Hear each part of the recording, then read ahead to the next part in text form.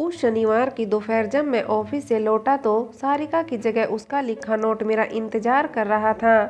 वो हमेशा इसी तरह दरवाजे के पीछे एक नोट थंबपिन से लगा दिया करती थी जब बिन बताए कहीं जा रही हो। उस हफ्ते ये दूसरी बार हुआ था। मैसेज भी वही था, Singh the doctor, PS I love you. मैं परेशान हो गया। सारिका पिछले 7 महीने से लगातार इलाज करवा रही है, पर ठीक क्यों नहीं होती? क्या वो मुझसे कुछ छुपा रही है? ये दूसरा सवाल जो मेरे जहन में पहली बार आया था, इसने मुझे हिला कर रख दिया। मेरी सारिका मुझसे कुछ नहीं छुपाती। दिल ने दिमाग को एक जोर की फटकार लगाई। खुद से लड़ते हुए मैं जैसे दुनिया ही भूल गया। सोफे पर किसी बोरे की तरह तब तक पड़ा रहा जब तक सारिका ने डोर बेल नहीं बजाई।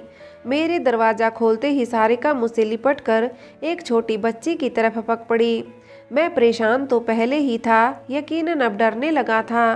डॉक्टर के पास से आकर सारिका कुछ देर के लिए नाजुक जरूर हो जाती है, पहले भी, लेकिन इस तरह न पहले कभी हुआ था और न ही मैं इसके लिए तैयार था। मैंने दरवाज़ा बंद किया, सारिका को सोफे पर बिठाकर अपने हाथों से पानी पिलाया। मुझसे और बर्दाश्त नहीं होता था। जैसे ही सारिका के आंसुओं के सैलाब और सिसकियों में कुछ कमी आई, मैंने धीरे से डरते हुए सवाल किया, स्वीटहार्ट, सब ठीक तो है ना? 2 इंजेक्शन लगा दिए आज, सारिका रुआंसी आवाज़ में बोली। मेरी सांस में सांस आई। मुझे दर्द का एहसास है सारिका, लेकिन ठीक भी तो होना है ना? 1 महीने में इतनी बार तो हम घूमने नहीं जाते जितनी दफ़े तुम क्लिनिक जाती हो। मैंने उसे हंसाने की कोशिश की तो एक प्यार भरा गुस्सैल थप्पड़ मेरे गाल ने रसीद किया। बहुत दिनों बाद इस थप्पड़ की तपिश महसूस हुई थी। अच्छा लगा। उस रात में एक पल भी सो न सका। बातें छिपाने वाला वो सवाल मेरे दिमाग में घर कर चुका था। ये सवाल सारिका से पूछकर खुद की ही तरह मैं उसे परेशान नहीं करना चाहता था, और वैसे भी जिस तकलीफ से वो गुजर रही थी वही उसकी सहन शक्ति से कहीं ज़्यादा थी। मेरी सारिका को एनीमिया था। अगले वीकेंड पर बहुत सोचने और हिम्मत जुटाने के बाद मैंने सारिका को शादी के लिए प्रपोज किया दोबारा। पिछली बार उसने मेरे प्रपोजल के जवाब में साथ रहने की बात कहकर इस सवाल को एक लंबे वक्त के लिए टाल दिया था। इस बार सारिका का जवाब सुनकर मैं फैसला नहीं कर पाया कि क्या प्रतिक्रिया दूं। उसने कहा था, तुमसे ही शादी करूंगी राजीव, तुम्हारे सिवा है ही कौन मेरा दुनिया में, तुम ही तो मेरी दुनिया हो, बस सही वक्त आने दो, थोड़ा सा इंतजार करो। मैं फिर एक बार सब्र का घूंट पीकर रह गया था। अगले कुछ दिन हमारे बीच खामोशी की उमस भरी रही। मतलब भर की बात होना, नज़र बचाना, कुछ भी कहने से पहले अपनी बात पर खुद ही सवाल उठाना चलता रहा। ऐसा नहीं था कि सारिका से मेरे दिल का हाल छुपा हुआ था। मेरी सारिका भी मेरी आंखें पढ़ने में माहिर थी, जैसे मैं उसकी खामोशी को लफ्ज़ों में पिरो लिया करता था। रात को सोने से पहले किताब पढ़ने की आदत थी मेरी, मगर इन्हीं कुछ रोज़ से मैं जल्दी सो जाता था। सच कहूँ तो जल्दी सोने का नाटक किया करता था। किताब आवाज़ दे रही है पाठक जी। एक रात सारिका मेरे कान में बुदबुदाई। मैं जस का तस लेटा रहा। अब तक नाराज हो? सारिका ने सवाल किया। मैंने जवाब देना चाहा, मगर मेरे होठ कांप कर रह गए। इतने में सारिका की सांस फूलने लगी। उसने मेरा नाम लेने की कोशिश की, मगर वो सिर्फ एक कोशिश बनकर रह गई। मैंने झट से उठकर उसे पानी पिलाया, मगर कुछ असर नहीं हुआ।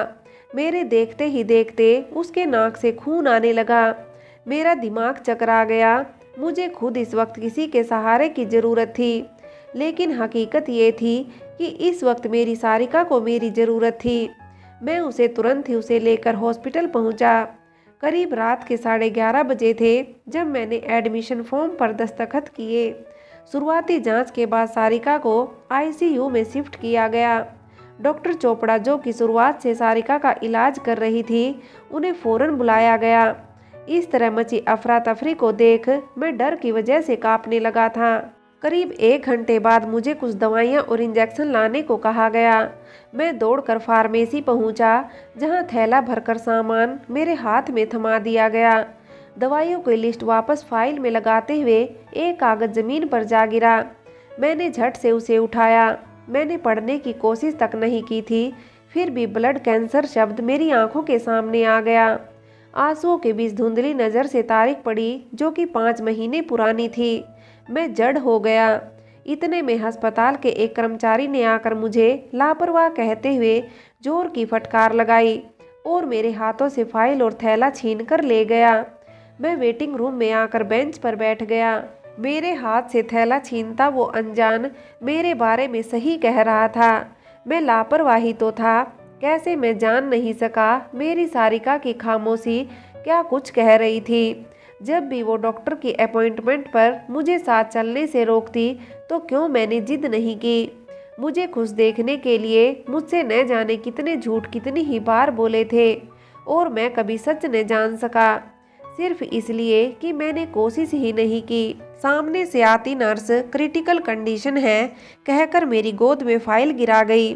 मैंने फाइल के कुछ पन्ने पलटे तो मालूम हुआ कि उस शनिवार ही सारिका को कैंसर की 2nd स्टेज की खबर मिली थी, जिसे उसने 2 इंजेक्शन कहकर मुझसे छुपा लिया था। आहिस्ता सब कुछ मेरी समझ में आने लगा। मुझसे दूर जाने का डर ही था जिसकी वजह से सारिका मुझे अपने ज़्यादा नज़दीक नहीं आने देती थी। लिव इन के बाद भी उसने दूरियां घटाने की कोई कोशिश नहीं की थी। सारिका मुझे शादी के बंधन से आज़ाद रखना चाहती थी, इसलिए उसने हर बार मेरे प्रस्ताव को ठुकराया था। सारी रात उस बेंच पर बैठे मेरा दिल सारिका के लिए दुआ करता रहा और दिमाग अतीत की सैर। पोस्ट ग्रेजुएशन के दौरान मेरी और सारिका की मुलाकात वर्ल्ड बुक फेयर दिल्ली में हुई थी। मैं खास बुक फेयर के लिए गुरुग्राम से दिल्ली गया था। वैसे मैडम भी अपनी कजन के साथ काफ़ी दूर से पहुंची थी, लेकिन रहने वाली दिल्ली की ही थी। मैं बेस्ट सेलर्स के स्टॉल की तरफ बढ़ा और अपनी पसंद की किताब की तलाश में नज़रें यहाँ वहाँ दौड़ाने लगा, बिना इस बात का ध्यान दिए कि दाएं बाएं कौन खड़ा है। मैंने अपना दाहिना हाथ एक लड़की के कंधे पर रख दिया। एक सज्जन ने मेरी जैकेट खींचते हुए इशारा करके ये ध्यान दिलाया कि जनाब, बगल में तो लड़की खड़ी है, लड़का नहीं। मैंने शर्म से हाथ हटा लिया। मैं तो किताबों में मगन था ही, मगर वो लड़की भी इस कदर मगन थी कि करीब 5 सेकंड तक मेरे हाथ का बोझ न उसे अपने कंधे पर महसूस हुआ, न ही उसने कोई प्रतिक्रिया की। थोड़ी देर बाद वही लड़की हॉल के दूसरी तरफ जाते हुए मुझसे टकरा गई, जिसकी वजह से मेरी किताबें जमीन को चूमने लगी। ओ सॉरी सॉरी कहते हुए उसने किताबें उठाई। आपकी बुक्स, मैंने सवाल किया, पता नहीं क्यों। उसने अपने बैकपैक की तरफ इशारा किया और फिर अपना परिचय दिया। ये थी मेरी सारिका, किताबों की दुनिया में गुम एक खूबसूरत लड़की। कुछ देर तक शॉपिंग करने के बाद हमारे रास्ते फिर जुदा हुए। एग्जिट के वक्त एक बार फिर आमना सामना हुआ और मुस्कुराकर दोनों आगे बढ़ गए। करीब 1 महीना गुजरने के बाद मैंने सारिका को फेसबुक पर फ्रेंड रिक्वेस्ट भेजी। वैसे उसकी प्रोफाइल तो मैंने उसी रात ट्रेन में बैठे ही ढूंढ ली थी, मगर मैं उसकी नज़र में स्टॉकर नहीं दिखना चाहता था, इसलिए न कोई पोस्ट या फोटो लाइक किया, न कोई कमेंट, न फ्रेंड रिक्वेस्ट, और मैसेज करने का सवाल ही नहीं। करीब 5 दिन बाद सारिका ने मेरी रिक्वेस्ट एक्सेप्ट कर ली। मैं खुश था। 2 दिन बाद मैसेंजर पर बातों का सिलसिला शुरू हुआ। रिमेंबर भी, मैंने पहला मैसेज भेजा, बुक फेयर कोलिशन। उसने कुछ देर बाद जवाब लिखा, हाँ। बेचारी मेरी किताबें। मैंने भावनाओं पर जोर देने के लिए एक इमोजी भी चिपका दी। So sorry Raju. राजू, सारिका ने ये जवाब कुछ देर बाद लिखा। क्योंकि अब सारिका मेरा निक नेम रख चुकी थी, इसलिए माफ़ करना पड़ा।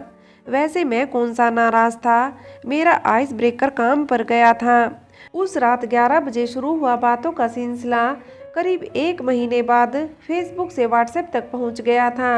रोज़ बात होने लगी। एक अपनापन लगता था उससे बात करने में। मैं यकीन से कह सकता हूँ कि अगर वो मुझे फेसबुक पर नहीं मिलती तो अब तक मैं उसका चेहरा तक भूल चुका होता। हम किताबें, लेखक, फिल्में, कहानियाँ और न जाने क्या क्या डिस्कस करते। एक दूसरे के बारे में ज़्यादा सीधे सवाल न करने के बाद भी हम एक दूसरे के बारे में बहुत कुछ जान चुके थे। कॉलेज के आखिरी दिनों में हम नौकरी, प्लेसमेंट वगैरह की कशमकश भी साथ बांटते। मेरी पहली जॉब की पोस्टिंग जालंधर में हुई। लेकिन मैंने ये बात उसे काफ़ी वक्त तक नहीं बताई। फिर एक दिन उसने बताया कि वो जालंधर जा रही है नौकरी ज्वाइन करने। मैं खुशी से उछल पड़ा। ऑफिस में न होता तो पक्का भंगड़ा करता। तो कब आ रही हो? मैंने जवाब में पूछा। आ रही हूँ मतलब? उसे मेरी बात समझ में नहीं आई। इससे पहले कि मैं जवाब में कुछ लिखता उसका कॉल आ गया। जब मैंने उसे बताया तो पहले उसने नाराज होने का नाटक किया और फिर खुद ही हंस पड़ी। आती हूँ बच्चू, तुझे ठीक करती हूँ आकर, कहकर उसने फ़ोन रख दिया। अगले हफ्ते सारिका जालंधर शिफ्ट हो गई। हमारे ऑफिस 10 मिनट की दूरी पर थे, मगर अपार्टमेंट ऑफिस से 15 मिनट दूर उल्टी दिशा से, यानी करीब 45 मिनट का फासला था। फ़ोन पर हमारी बातचीत चलती रही और ज़रूरत पड़ने पर हम दोनों एक दूसरे के काम आते रहे। हम लंच ब्रेक या ऑफिस के बाद पास के एक कैफेटेरिया में अक्सर मिला करते थे। एक दिन सब्र का बांध टूटा तो मैंने सारिका से अपने प्यार का इजहार कर दिया। प्यार का एहसास तो मुझे शायद उसी दिन हो गया था जिस दिन सारिका इस शहर में आई थी। प्रपोजल पर वो खुश थी। उसने इकरार भी किया, मगर पूरी आज़ादी से नहीं। जब उसके घर से शादी को लेकर दबाव पड़ा तो उसने मेरे बारे में बता दिया। फिर जब मैंने शादी की बात कही तो उसने मूव इन कर लिया। दहेज में सारिका करीब 100 किताबों के अलावा थोड़ा ही सामान लाई थी। बहुत सादी लड़की थी शुरू से ही मेरी सारिका। दोनों ही घरों में हमारे बारे में सब जानते थे। वीडियो कॉल के जरिए अक्सर सारिका मेरी माँ से बात किया करती थी। एक दो बार मेरे सामने जब सारिका के घर से कॉल आया तो हुई थी मेरी भी बात। हमारे साथ रहने के फैसले को दोनों पक्षों से मंजूरी मिली हुई थी। अतीत की सैर करते हुए मेरी आंख लग गई। सुबह राउंड पर आए डॉक्टर ने सबसे पहले मुझसे मिलना चाहा। मैं और घबरा गया और मेरा डर सही भी निकला। आप सारिका के हस्बैंड हैं? डॉक्टर ने पहला सवाल किया। जी मंगेतर, मैंने कहा। हालांकि ये झूठ था, लेकिन बॉयफ्रेंड हमारे सामाजिक ढांचे से बाहर का शब्द था, इसलिए मुझे झूठ का सहारा लेना सही लगा। I am sorry Rajiv, Sarika के पास अब 1 साल से भी कम वक्त है। उजड़ चुकी मेरी दुनिया बहुत जल्द बचेगी ही नहीं। यही तो था डॉक्टर की बात का मतलब। नीचे आकर मैं सारिका से मिला। 5 मिनट का वक्त दिया गया था। पिछले 1 साल के गिले शिकवे दूर करने, लड़ने, बहस करने, नाराजगी जाहिर करने के लिए क्या 5 मिनट काफ़ी थे? मेरे पास तो अपनी सारिका से नाराज होने का वक्त भी नहीं था। और कितने झूठ बोले हैं तुमने मुझसे? नजरें मिलाते ही मैंने सारिका से सवाल किया। बिना कुछ कहे उसकी आंखों से सैलाब बह चला। मैं भी टूट गया। एक दूजे के आंसू पोंछने में मुलाकात का सारा वक्त खत्म हो गया। 3 दिन बाद सारिका घर लौटी। अब भी नौकरी जारी रखना चाहती थी। सख्ती से मैंने डांट लगाई तो छोटी बच्ची की तरह मान भी गई। हमेशा से ऐसी ही थी मेरी सारिका। जिस दिन रिजाइन किया उसी दिन शाम हम दोनों के मम्मी पापा आ गए। लगभग एक साथ ही सबने दरवाजे पर दस्तक दी। सारिका कुछ देर बिल्कुल खामोश रही और फिर उसके दिल का गुबार फूटा। जाने कितनी देर तक अपनी माँ से लिपट कर रोती रही। इतने वक्त में मैंने अपने माँ पापा को अपनी इच्छा या साफ तौर पर अपना फैसला सुना दिया। पापा ने पहली बार मेरी हिम्मत की दाद देते हुए मेरी पीठ थपथपाई। माँ ने भी मेरे फैसले का समर्थन किया। डिनर के बाद सबकी मौजूदगी में मैंने सारिका का हाथ थामकर एक लंबी सांस ली। मैं बोला, हमारे पास ज़्यादा वक्त नहीं है। मैंने तुमसे ज़्यादा कुछ नहीं चाहा आज तक, लेकिन अब तुमसे भी ज़्यादा तुम्हारा साथ चाहता हूँ। शादी से इनकार करके अगर तुम मुझे आज़ाद करना चाहती हो तो तुम गलत हो सारिका। तुम्हारे जाने के बाद मेरा जीना बहुत मुश्किल होगा, लेकिन अपने रहते तो मुझे न मारो सारिका। Marry me please. मैंने आंसू पोंछते हुए बात खत्म की। मेरी शर्ट को आंसुओं से भिगोते सारिका मेरे सीने में समा गई।